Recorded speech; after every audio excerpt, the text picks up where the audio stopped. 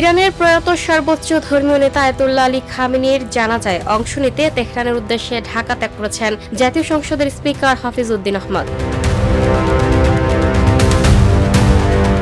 বৃহস্পতিবার ২রা জুলাই সকাল ৭:৩০টায় ঢাকার হযরত শাহজালাল আন্তর্জাতিক বিমানবন্দর থেকে তিনি ইরানের উদ্দেশ্যে রওনা হন। জানা গেছে, আয়াতুল্লাহ আলী খামেনির জানাজায় অংশগ্রহণ শেষে আগামী ৪ঠা জুলাই স্পিকার হাফিজ উদ্দিন আহমদ দেশে ফিরে আসবেন। উল্লেখ্য, আয়াতুল্লাহ খামেনি ১৯৩৯ সালের ১৯ এপ্রিল উত্তর পূর্ব ইরানের মাশহাদে জন্মগ্রহণ করেন। চলতি বছরের ২৮ ফেব্রুয়ারি যুক্তরাষ্ট্র ও ইসরায়েলের হামলায় তিনি নিহত হন।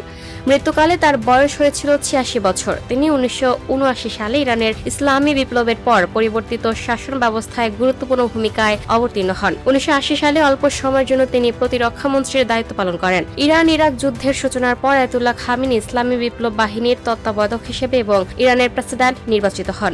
১৯৮৯ সালে রুহুল্লাহ খোমেনির মৃত্যুর পর ইরানের বিশেষজ্ঞ পরিষদ তাকে সর্বোচ্চ ধর্মীয় নেতা নির্বাচন করে।